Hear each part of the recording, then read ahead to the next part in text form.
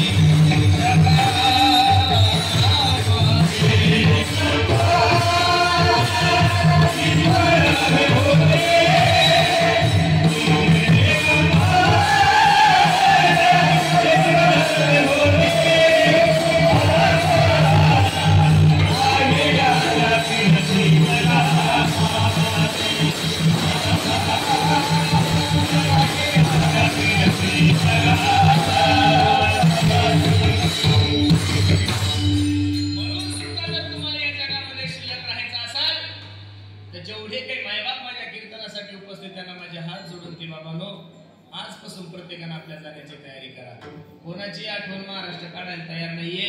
अरे इथं असे काही बाप आहे की जिवंत परिपोर त्यांना भाकरी घालत नाहीये. इथं जिवंतपणे असे काही मायबाप आहे की त्यांना पोर बोलत नाहीये. आणि मेल्यानंतर काय दशक्रिया देईन, काय पुण्यतिथी, काय महाराज. तुम्ही चांगलं पेरागड्यानो चांगलं उभं. माणूस म्हणून माणसानं जीवन जगत असताना माणसाच्या जीवनाचं एक सूत्र आहे, काही हिंदी कवीने वर्णन केलंय. किसी के काम जो उसे इंसान कहते हैं. कोणाला माणूस म्हणलेला आहे, जो दुसऱ्याच्या सुखामध्ये सुख मानतोय, पण जो दुसऱ्याच्या दुःखामध्ये दुःख मानतोय. पराया दर्द जो अपनाए उसे इंसान कहते हैं.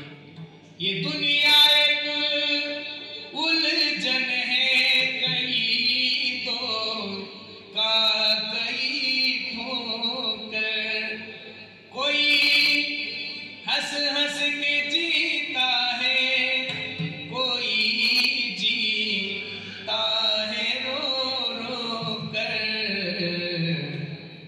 मुश्किल में संभल जाए उसे इंसान कहते हैं. म्हणून सर्वांना माझी विनंती आहे, बसणारे मंडळी, कोणाच्या दशक्रिया विधीला गेले, कोणाच्या अंत्ययात्रेला गेले, तर अंत्ययात्रेला जे मड जळत असतं तिथं बसून हाच विचार करा की आपला शेवटचा मुक्काम, आपण 50 कोटीचं जरी घर बांधलं आणि आपण दुबईला जरी सोनं ऐकलं लक्ष देऊन ऐका बरं. दुबईला नाही, जगातल्या कोणत्याही देशामध्ये तुम्ही सोन्याचे व्यापारी झाले तरी शेवटचा मुक्काम तुमचा पत्राच्या रूम मध्येच आहे. एवढं जरी कळलं तरी खूप झालं गड्या. धीरूभाई अंबानीचं पोरग, अनिल अंबानी, मुकेश अंबानी जगातले सगळे श्रीमंत लोक आहेत. 13,000 कोटी रुपयाचा त्यांचा बंगला आहे. मग मेल्यानंतर बंगल्यात फुकणार आहे का त्यांना? नाही नाही नाही.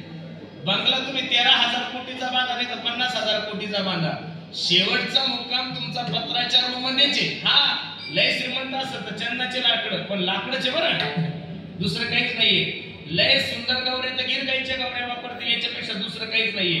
मग जाणं जर आपल्याला तिथंच आहे तर अभिमान कशाचा करायचा, म्हणून सर्वांना माझी विनंती आहे, मानवी देहाची किती कळता समजून घ्या. या अभंगामध्ये माझे जगद्गुरु तुकोबराय तुम्हाला आणि मला सुखाचा पत्ता सांगताय. मानवी ध्यानाला प्रत्येक जीवन सुख हवंय महाराज, पण तुमच्या आणि माझ्या जीवनातलं दुर्भाग्य असं आहे, जी गोष्ट हवी असते ती मिळत नाही आणि नकोय ती मिळल्याशिवाय सर्व जीवांचा प्रयत्न हा सुख प्राप्ती व दुःख निवृत्तीसाठी. दुःखद भज्यते जंतु सुखम सर्वाय रुच्यते.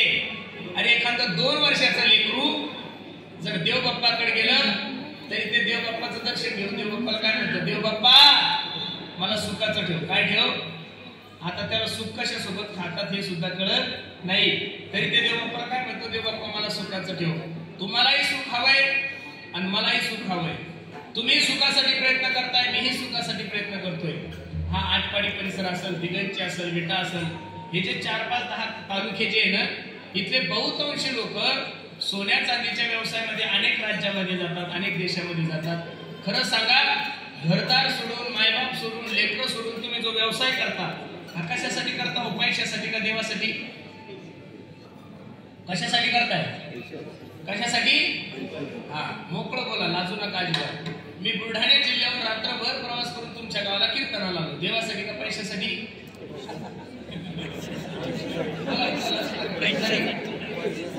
हा असं नाही, मोकळं बोललं पाहिजे ना. आम्हाला कळू दे आमच्याविषयी तुमच्या मनात किती पाप आहे, हे तोंडाला बाहेर.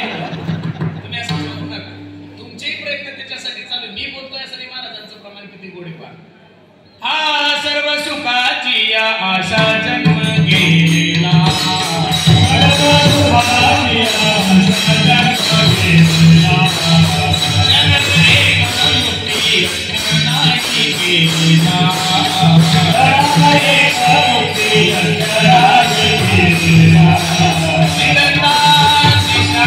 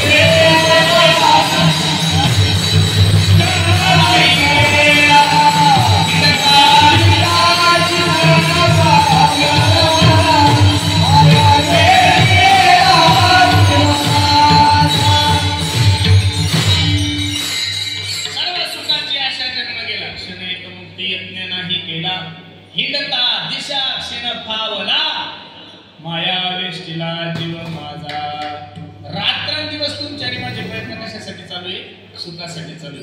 थोडं लक्ष द्या प्रत्येक सर्वांचे प्रयत्न हे सुख प्राप्ती व दुःख निवृत्तीसाठी. पण तुमच्या आणि माझ्या जीवनाचं दुर्भाग्य असं आहे, जे हवंय ते तुम्हाला मिळत नाही, मलाही मिळत नाही, आणि जे नकोय त्याला तुम्हालाही सोडलं नाही, मलाही सोडलं नाही. भलेही प्रत्येकाच्या दुःखाचं कारण भिन्न भिन्न आहे. जे दुःख तुम्हाला आहे ते मला नाहीये, जे मला आहे ते तुम्हाला नाही, पण प्रत्येकाला कोणतं कोणतं दुःख निश्चित कबीर महाराज सांगतात. जो देखे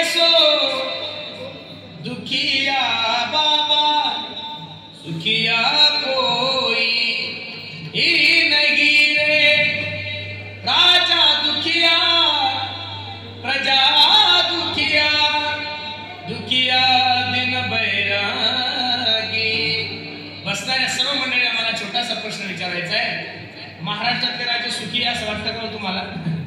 अजिबात नाही. सगळ्याची इंडिकेटर लागलेले धाक धूक धाक धूक धाक धूक. कारण लोकसभेचा थोडा निकाल चुकीचा लागला तेव्हापासून विधानसभेचे आमदार लोक झोपेनाच. त्यांना माहित नाही काय होईल, काही सांगता येत. मग ज्या देशाचा राजा दुखी आहे त्या देशाची प्रजा कशी सुखी राहू शकते महाराज? 2-3 दिवसापूर्वी हृदयाला पाझर पडलं असं प्रकरण त्या बदलापूरला घडलंय. मला बसणाऱ्या मंडळीला विनंती करायची, काय लोकांची मी मानसिकता झाली महाराज. तुम्ही जर रामायणामधलं रावणाचं चरित्र वाचलं, दुर्योधनाचं चरित्र वाचलं, कंसाचं चरित्र वाचलं तर तुमच्याने माझ्यापेक्षा राक्षस खूप चांगले. रावणाला 10 तोंड होती. किती तोंड होते माया हो? किती? मग 10 तोंड असताना डोळे किती झाले आहेत तुम्ही? रावणाला 10 तोंड होते, 20 डोळे होते. पण रावणानं फक्त जन्मामध्ये एका माय माऊलीकडे वाईट नजरेत पाहिले, तिचं नाव आहे सीता.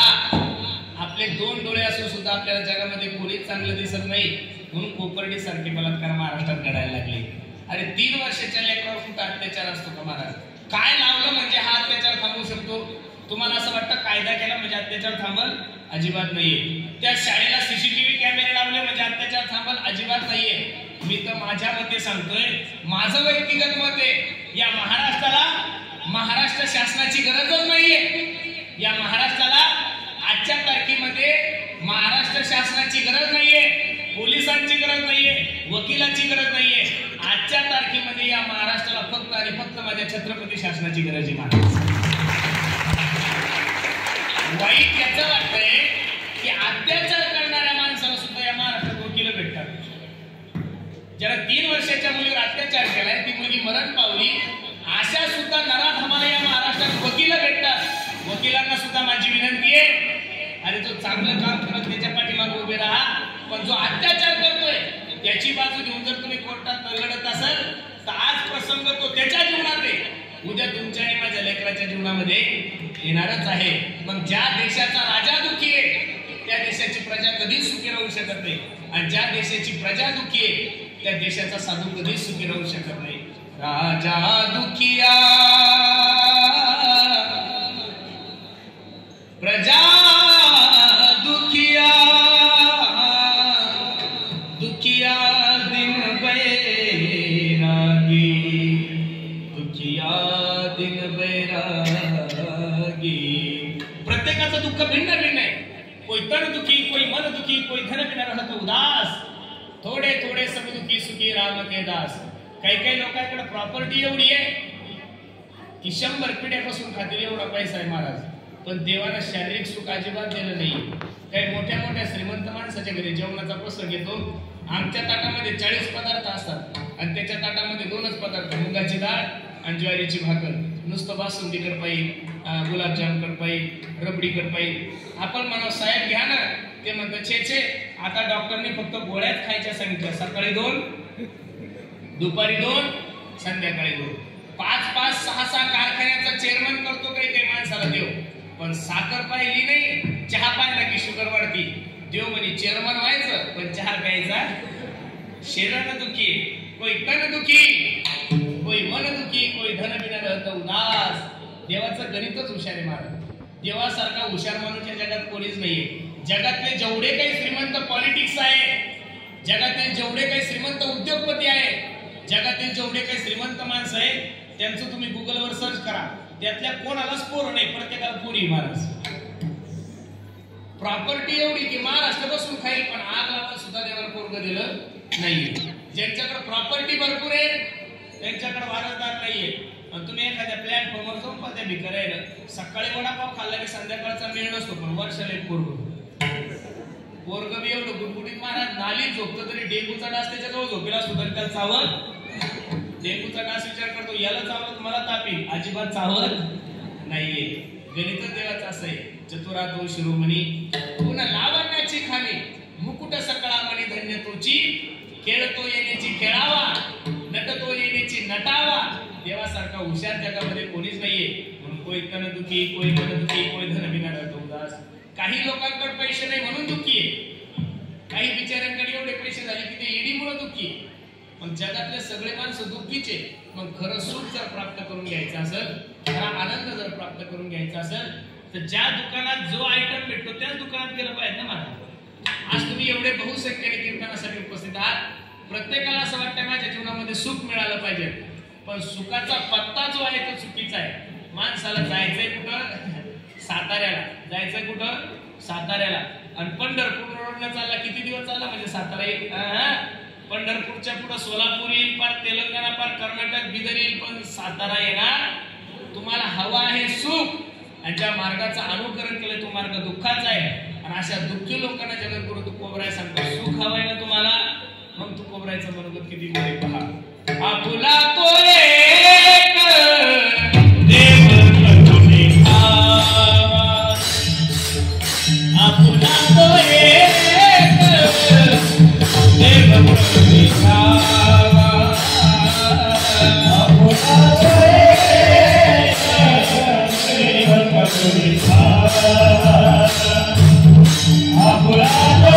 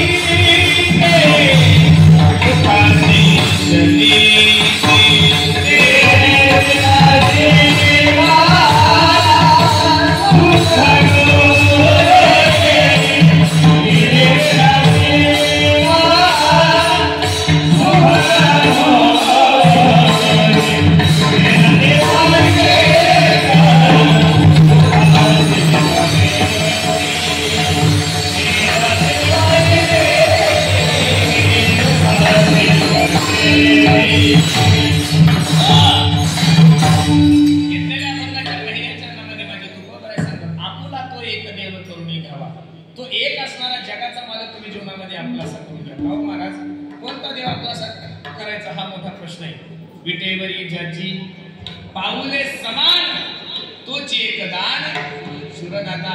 तुमचं माझं असं झालंय महाराज, आपण वार बदलला की देव बदलणाऱ्या जाती आपल्या. वार बदलला की देव बदलला. मी तर नेहमी सांगत असतो, मारवाडी लोकांचा सल्ला, मारवाडी जीवनामध्ये मोठं व्हायचं असेल तर सल्ला कोणाचा घ्यायचा? मारवाडी लोकांचा सल्ला. मुस्लिम लोकांचा अल्ला ना आपला हल्ला बोलला, आपला ताळाच कळत नाही महाराज. आपला एक उपवास नाहीये, एक मंत्र नाहीये, एक देव नाहीये. देव तर एवढे बदलतात बाबा बाबा बाबा बाबा बाबा, वार आला की देव बदलतात. सध्या श्रावण महिना म्हणल्यावर सगळ्यात चांगले दिवस कोणावर आहेत? महादेवावर आहे. तसंही महाराष्ट्रात सर्वात चांगले दिवस सध्या महादेवाचे, कारण तो प्रदीप मिश्रा ज्या दिवसापासून शिवमहापुराण करायला लागला त्या दिवसापासून महाराष्ट्रातले जेवढे काही महादेवाचे मंदिर आहेत सर्व महादेवाच्या मंदिराचा जीर्णोद्धार झाला. बिचाऱ्या मायमावल्या उठल्या की महादेवाला, उठल्या की महादेवाला. सकाळी 4 वाजता गरम पाणी घेऊन जातो तो बिचारा, पाणी पिऊ पिऊ मरायच्या मागे. बरोबर आहे का नाही? ठीक आहे, महादेवाची भक्ती करता याविषयी माझं दुमत नाहीये, पण तुमचा घरचा महादेव 11 वाजेला बिना आंघोळीचा आहे. आणि शास्त्र असं सांगतंय, स्वामी काच गुरु भक्ती पितृवचन सेवा हीच विष्णूची महापूजा, अनुभव नाही तुझा. वार बदलल्यानंतर देव बघू नका. सोमवाराला की महादेव, मंगळवाराला की देवी, बुधवाराला की बोलावा विठ्ठल, पहावा विठ्ठल, करावा विठ्ठल, जीवे भावे बोलावा विठ्ठल, पहावा विठ्ठल. बुधवार गेला की गुरुवार निघलाच लगेच अक्कलकोटला.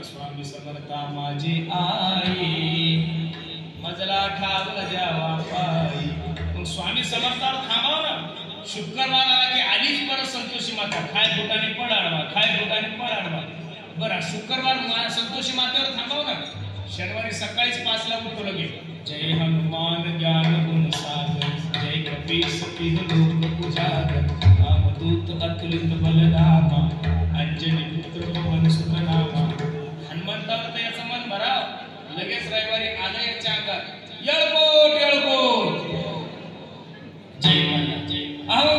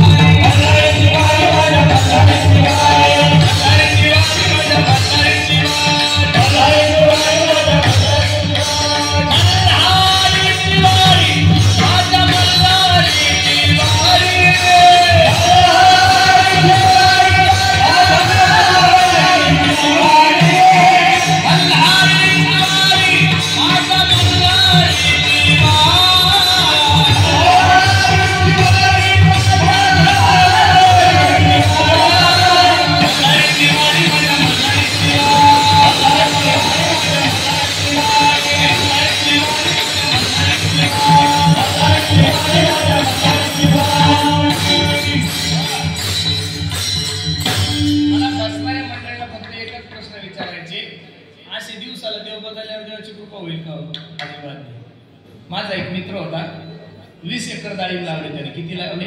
20 एकर डाळिंब. हे डाळिंबाचं फळ चांगलं असं लाल जरद मोठं झालंय. 15-20 दिवसात डाळिंब तोडायची, पण पाणी कमी पडू लागलं त्याच्यामुळे डाळिंब वाळायला लागले. आम्ही एका बोर मशीनवाल्याला फोन केला, हे दादा बोर घ्यायचे आम्हाला. बोरचं मशीन आलं, त्यानं बोर घ्यायला सुरुवात केली. पण माझा मित्र थोडा डोक्यात कमी होता. 20 फूट खाली बोर गेला की तो म्हणायचा बस बस बस बस बस थांबा, परत दुसरीकडे घ्यायचा. परत 20 फूट खाली गेला की बस बस बस बस बस थांबा, परत बुडायचा, परत 20 फूट खाली काढायचा. असे किती खड्डे केले म्हणजे याला पाणी लागेल का? लागेल का? शेतकरी आहात तुम्ही, 20 फुटाचा खड्डा काढल्यावर पाणी लागेल. पण त्याच जर शेतकऱ्याने, त्याच मित्राने तोच बोर जर 400 फूट खाली खणला असता, पाणी लागलं असतं का नाही? या त्या देवाच्या नादी लागण्यापेक्षा एकच देव घ्या, कोणता बी एक देव घ्या. किती फूट खाली खणा? कमीत कमी 400. म्हणून तुकोबराय सांगतात, आपुला तो एक देव करुणी घ्यावा, तेने विना जीवा सुख होय. देवाला सोडून जगामध्ये सुखच नाहीये. देवाला सोडून जगातल्या जेवढ्या काही गोष्टी तेवढ्या दुःखाला कारणीभूत महाराज सांगतात. एरती माई के दुःखाचे जगती, एरती माई के दुःखाचे जगती, एरती माई के दुःखाचे जगती, एरती माई के दुःखाचे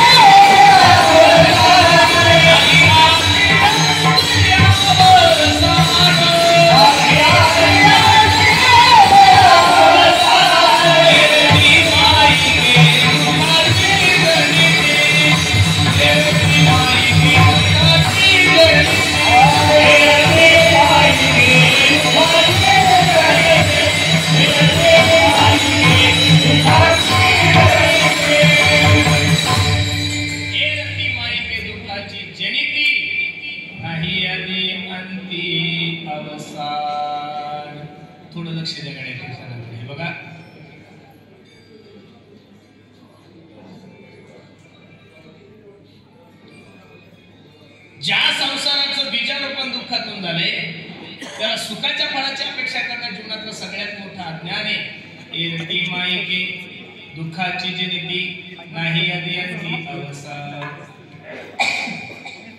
ज्याचा आधी नाहीये, ज्याचा अंतही नाहीये, अशा संसाराविषयी काय प्रयत्न करणार आहे महाराज आपण? या संसाराचं गणित आतापर्यंत कोणाला सुटलं म्हणून तुमच्या माझ्या पण सुटणार आहे? अजिबात नाही. लक्ष देऊन कीर्तन ऐका. संसाराचं गणित कोणाला सुटलं नाही. कोटी घरे जेथे काश्या आणि तांब्याची, शुद्ध कांचनाची सप्तकोटी. थोडा हिशोब केला तुमच्या लक्षात येईल. राजा रावण माहिती आहे तुम्हाला, लंकेचा राजा. एकट्या राजा रावणाकड कोटी गरज सोन्याची होती. किती? 7 कोटी गरज सोन्याची होती. किती? सोन्या चांदीचा व्यवसाय करणाऱ्या सगळ्या व्यापाऱ्यांना माझी विनंती, तुम्ही फक्त गणित लावा. रावणाकड किती गरज सोन्याची होती? 7 कोटी. आणि असं रामायण सांगते की रावणाच्या एका चौकटीला 22 क्विंटल सोनं लागलं होतं. किती क्विंटल लागलं होतं? आता 22 क्विंटल गुणिले 7 कोटी. मोबाईल मध्ये जर हिशोब करायचा असेल तर धुपणीवर पण हिशोब लागणार. एवढा मोठा राजा रावण होता. त्यानं सुद्धा संसारामध्ये काही अपेक्षा केल्या होत्या की खारा समुद्र गोड करील 1, स्वर्गाला शिडी लागेल 2, सोन्याला सुगंध आणेल 3. पण राजा रावणासारखा व्यक्ती जर संसारात अपूर्ण राहिला तर आपल्यासारख्या व्यक्तीचं काय करून बसले. सिकंदर राजाचं हे चरित्र आहे ना महाराज. सिकंदर राजा ज्यावेळेस मेला त्याने सांगितलं होतं मरण्याच्या अगोदर माझे हात मोकळे सोडा, एकीकडून माझं सर्व सैन्य ठेवा आणि एकीकडून माझी सगळी प्रॉपर्टी ठेवा. काय गोड आहे पाहणं. जब गया था दुनिया से दोनों हाथ खाली थे, आज जवानी पर तराने वाले कल पछताएगा वो, चढ़ता सूरज धीरे धीरे ढलता ही ढल जाएगा, ढल जाएगा, ढल जाएगा, चढ़ता सूरज धीरे धीरे ढलता ही ढल जाएगा. मग राजा रावणासारखा व्यक्ती जर संसारात अपूर्ण राहिला तर आपल्यासारख्या लोकांनी अपेक्षा करायची मी मला सांगतात. आजा मेला पंजा मेला बाबा सका गेला, आजा मेला पंजा मेला बाबा सका गेला, आजा मेला पंजा मेला बाबा सका गेला, आजा मेला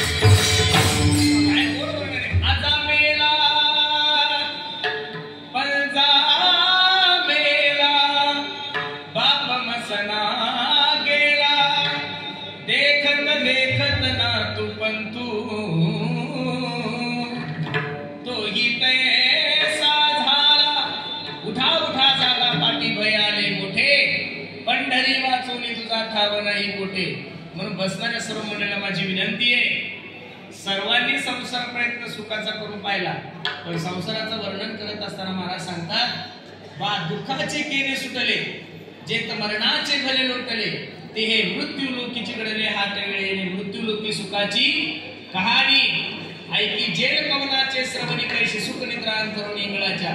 संसारात या जगामध्ये कोणी सुखी नाहीये. दिसताना लोक दिसतात सुखी आहे, पण आतून काय तेल मुंग्या चावते त्याला माहिती. आपल्याला वाटतं हा सुखी आहे, आपल्याला वाटतं तो सुखी आहे. या जगात कोणी सुखी नाही. फक्त जर या जगामध्ये सुखी कोण असेल तो सुखी राम के दास, सुखी राम के दास. जगामध्ये सुखी फक्त आणि फक्त माझ्या जगाच्या मालकाचे दास आहे. म्हणून सर्वांना माझी विनंती, एवढा अनमोल किमतीचा नरदेव जर तुमच्याने माझ्या जीवनामध्ये प्राप्त झाला असेल तर संधीचं सोनं करा गड्यांनो. धावपळ करू नका या मताचा महाराज नाहीये मी. व्यवसाय करू नका या मताचा महाराज नाहीये मी. धंदा करा, व्यवसाय करा, राजकारण करा, शेती करा, सगळं काही करा.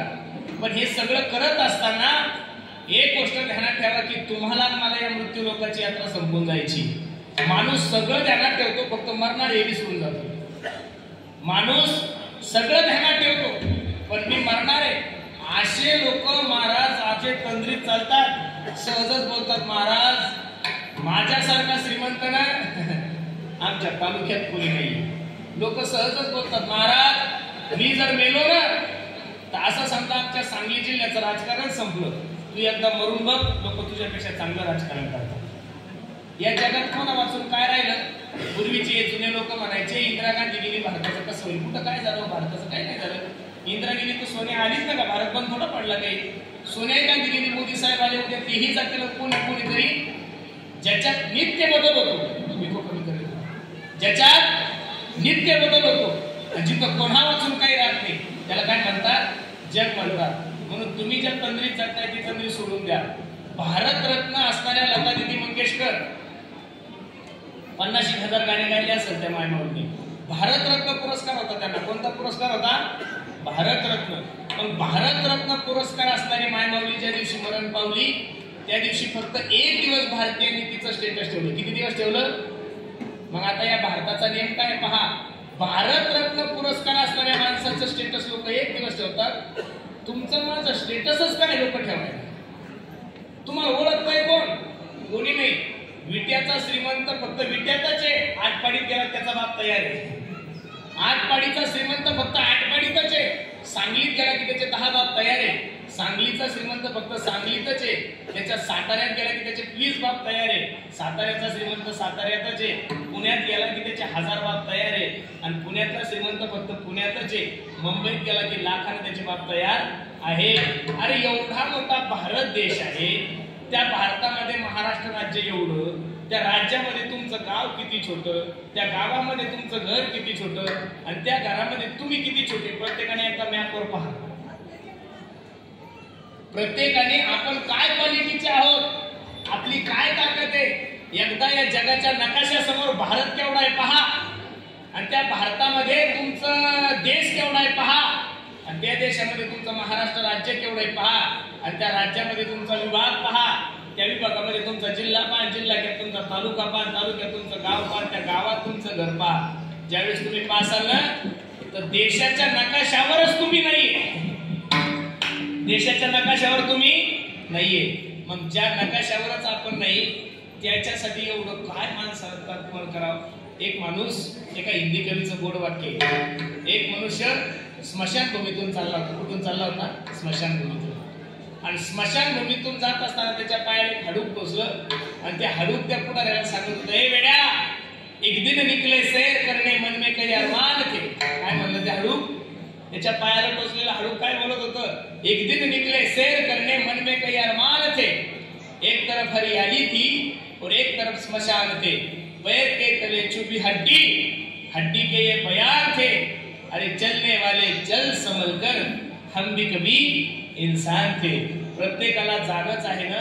मग जाण्यासाठी जर राहिले आले असेल तर एवढा गर्व कशाचा करू नका. महाराज सांगतात, एरती मायके दुःखाची जनिती नाही आधी अंती अवसानी. मग करायचं काय महाराज? तुकोबराय सांगतात पहा, करा रे बाबा गो साधना हरी, करा हो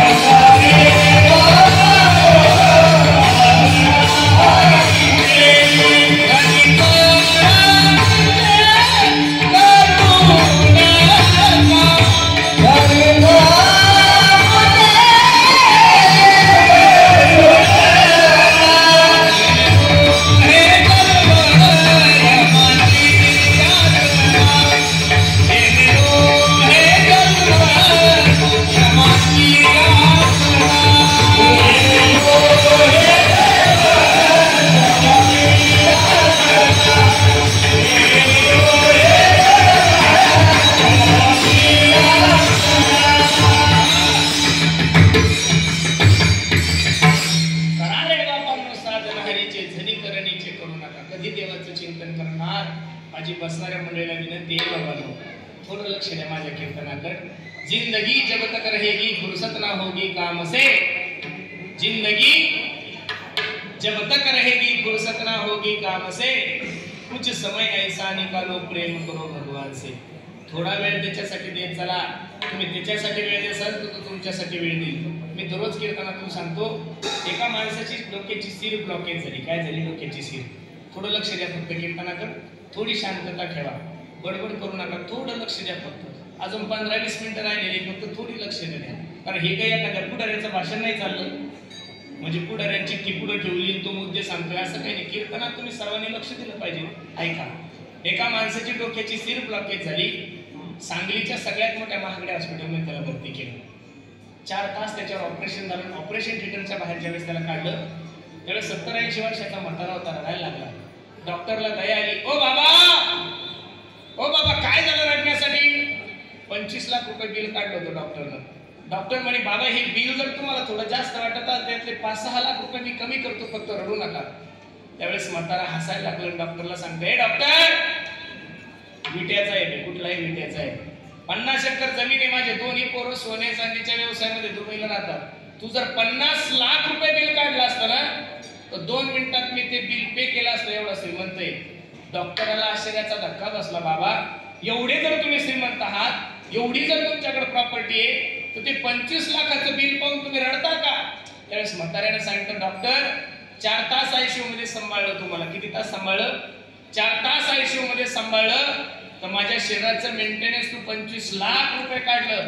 वयाच्या 85 वर्षापर्यंत माझ्या देवाने मला सांभाळलंय, पण रुपयाचं सुद्धा मेंटेनन्स घेतलं नाही. हे दुःख माझ्या जीवनामध्ये होतं. अरे नळपट्टी जर नाही भरली तर ग्रामपंचायतचा GR आहे, तुमचा नळ बंद होतो. MSCBचा सुद्धा नियम आहे, तुम्ही जर लाईट बिल नाही भरलं तर तुमचं मीटर काय होतं? कट होतं.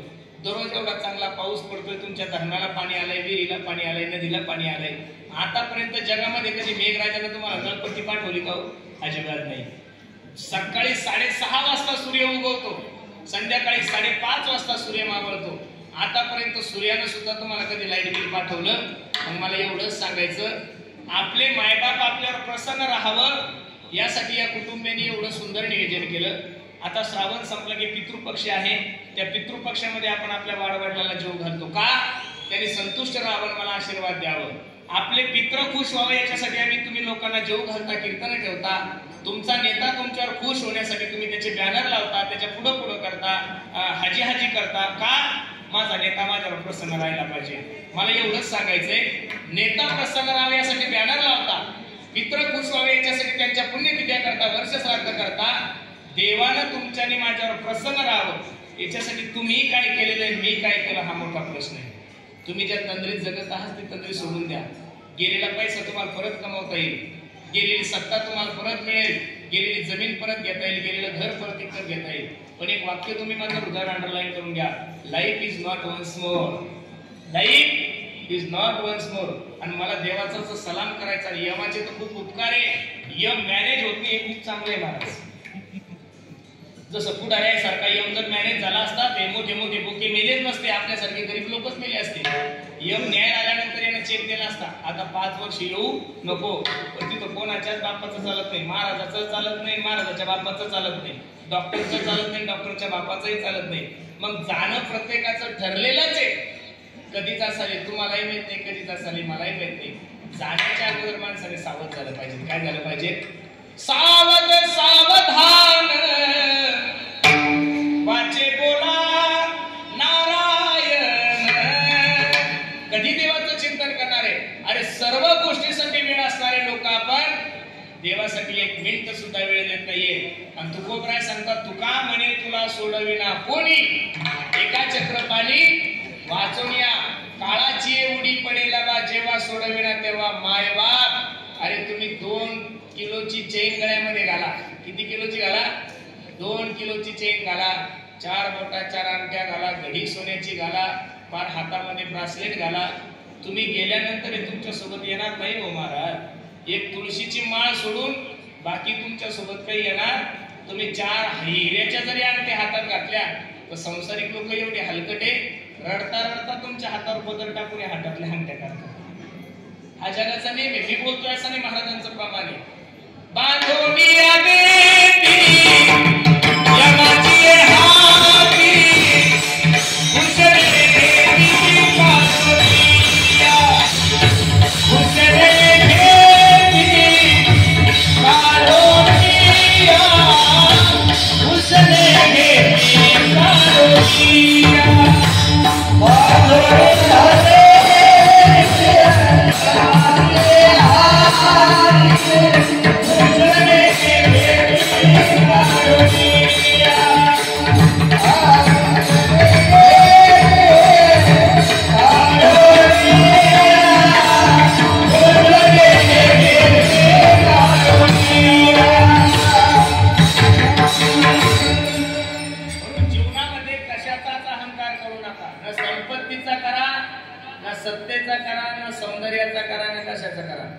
सौंदर्याचा जर अभिमान करायचा असाल तर आज तुमचे केस काळे उद्या पांढरे होणारच आहे.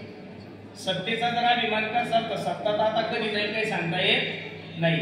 मग सत्तेचा अभिमान करू नका, संपत्तीचा अभिमान करू नका. संपत्ती सुद्धा तुमची थोडी इमारत.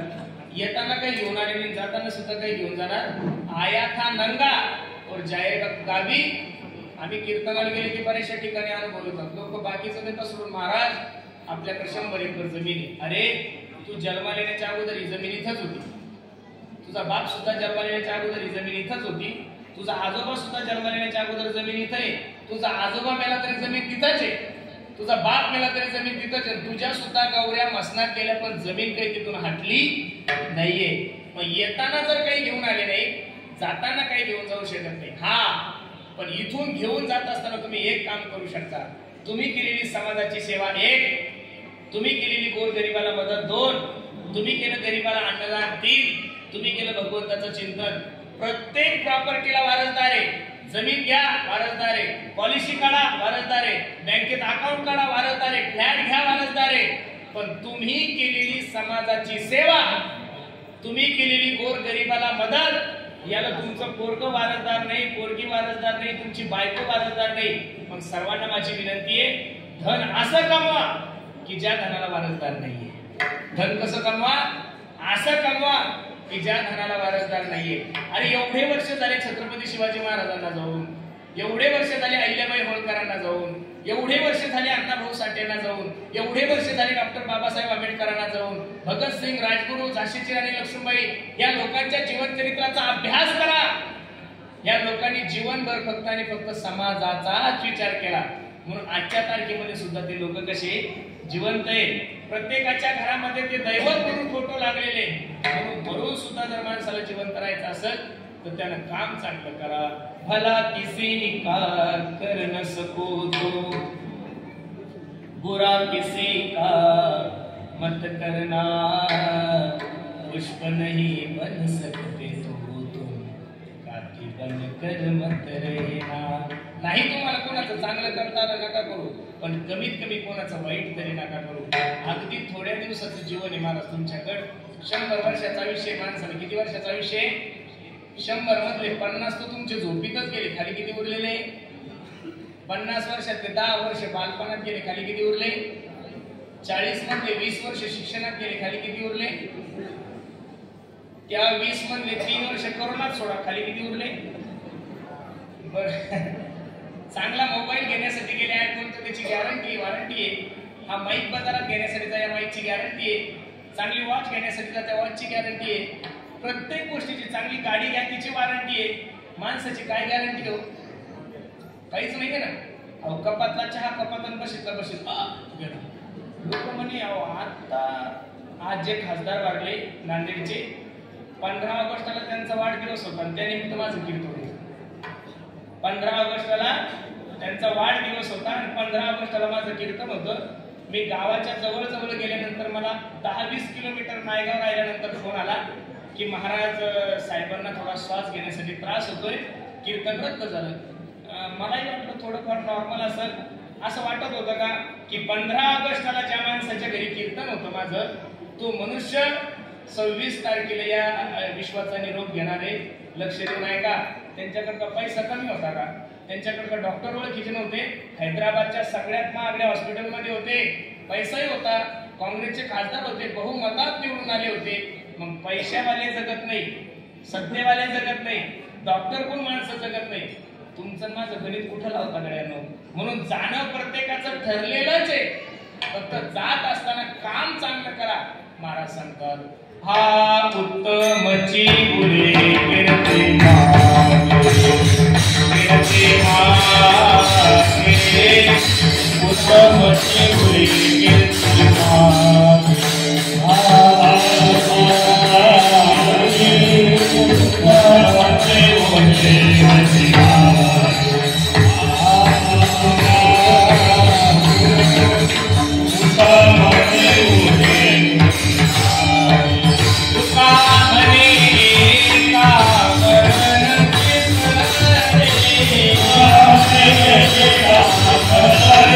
Yeah.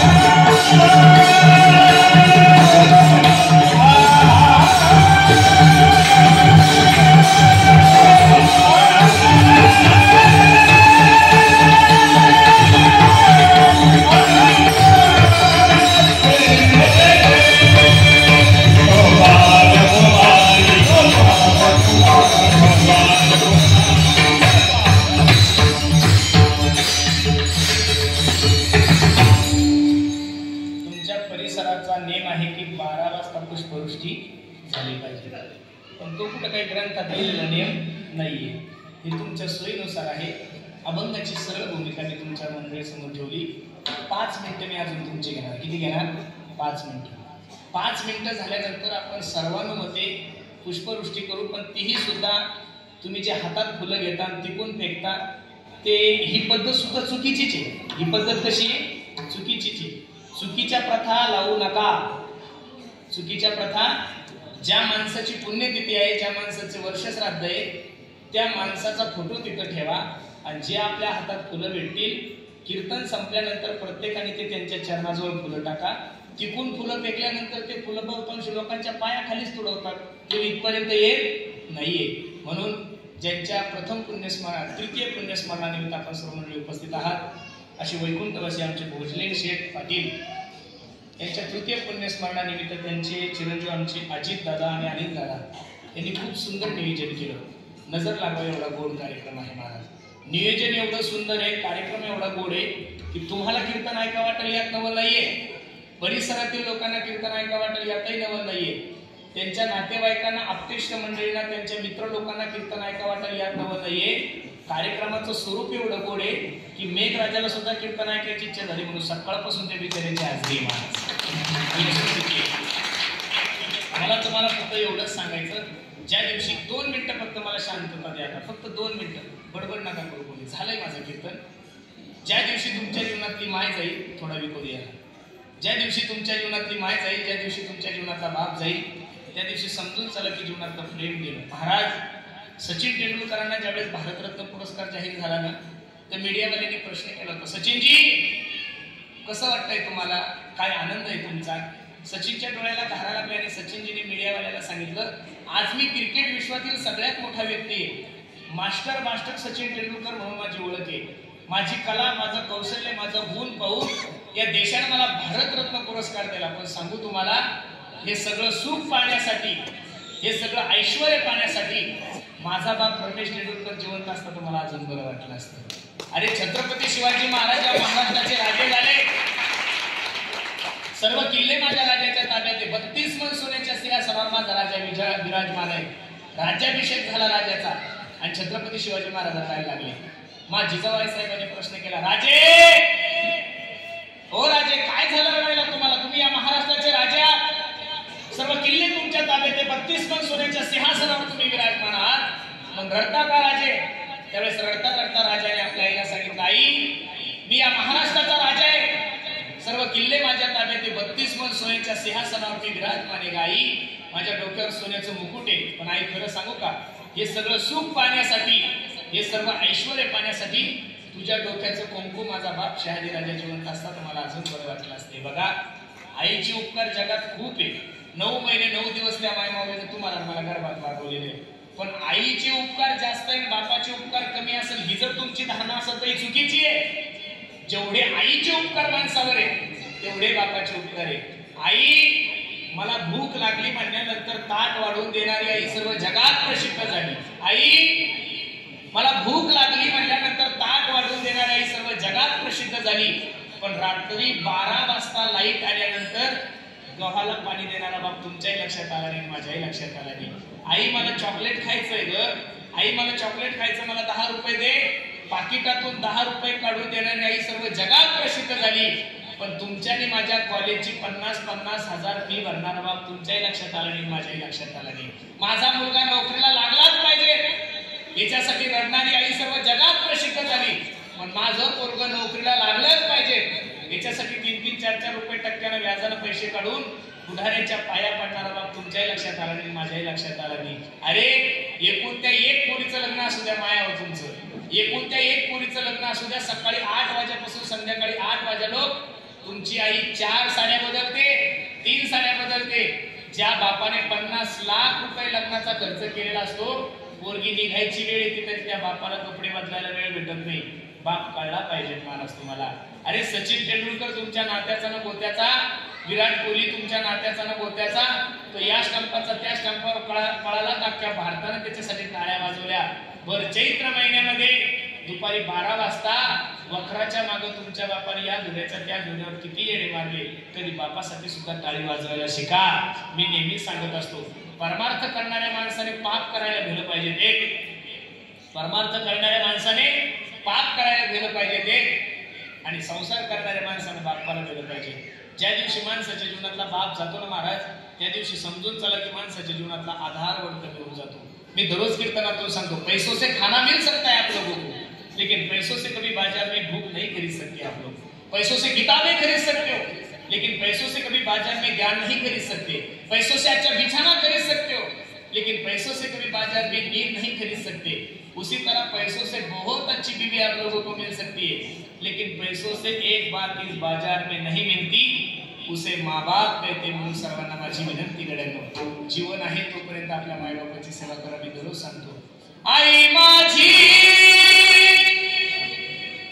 मायेचा सागर दिला तिने जीवनाला आकार. आई वडील माझे थोर, काय सांगू त्यांचे उपकार.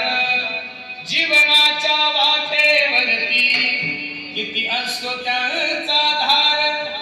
आई माझी मायेचा सागर दिला तिने जीवनाला आकार. म्हणून प्रत्येकाला माझे हात जोडून येते, बाकी नाही काही करता आलं तरी चालेल. प्रत्येकाने आपल्या आई वडिलांची सेवा करा. ज्यांच्या तृतीय पुण्यस्मरणानिमित्त हा भव्य दिव्य स्वरूपाचा कार्यक्रम आहे, आमचे भोसले शेठ पाटील त्यांच्या दोन्ही मुलांनी गोड नियोजन केलं. मी नारदाच्या गादीवर सांगतो, आमचे अनिल अजित भैया आहे, आमचे अनिल भैया आहे. ज्या ठिकाणी तुमचा बाप असेल, तो बाप ज्यावेळेस हा कार्यक्रम पाहत असेल, सगळं वातावरण पाहत असेल, तुमच्याही बापाच्या डोळ्याला धारा लागल्या असेल, एवढं गोड नियोजन तुम्ही सर्व मंडळी केलं. अगदी गरीब परिस्थितीमधून हे कुटुंब मोठं झालेलं आहे, पण गोर गरिबाची सेवा करणं, ज्या माणसाला गरज आहे त्याच्या अडचणीला धावून जाणं, असं एक चांगलं व्यक्तिमत्व तुमच्याने माझ्यामधून निघून गेलं. पण 3 वर्ष झाले तरी सुद्धा त्यांची पुण्यतिथी त्याच थाटामाटात होते. आज तुम्ही बहुसंख्येने, एवढा पाऊस असून, एवढं वातावरण खराब असून सुद्धा आज आपल्या इथं बसायला जागा नाही. मला तरी असं वाटतं, त्यांची प्रॉपर्टी जर कोणती असेल तर त्यांनी कमवलेली हे तुमच्यासारखे प्रेमाची माणसं हीच त्यांच्या जीवनातली सगळ्यात मोठी प्रॉपर्टी आहे. आणि आमच्या अजित दादाला, आमच्या अनिल दादाला सुद्धा माझी विनंती आहे, तुमच्या वडिलांनी जीवनामध्ये जे लोकांना सहकार्य केलं, त्यांनी जी धर्माची सेवा केली, त्यांनी जशी गोरगरिबाला मदत केली, ह्यो जर वसा आपण ठेवला तर मला वाटतं याच्यापेक्षा दुसरी श्रद्धांजली कोणतीच असू शकत नाही. ज्ञानेश्वर माऊली, ज्ञानराज माऊली, ज्ञानेश्वर माऊली, ज्ञानराज माऊली,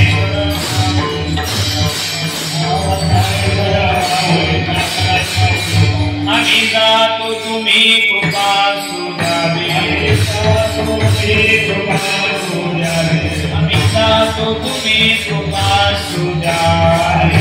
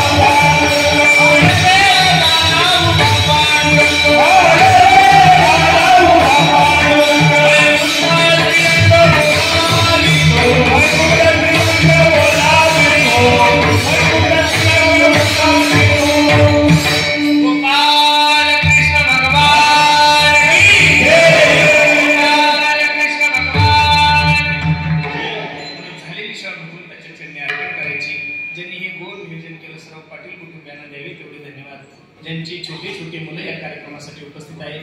माझे परम मित्र, आपल्या भागाचं वैभव आमचे आकाश दादा आहेत, दादांनाही द्यावे तेवढे धन्यवाद.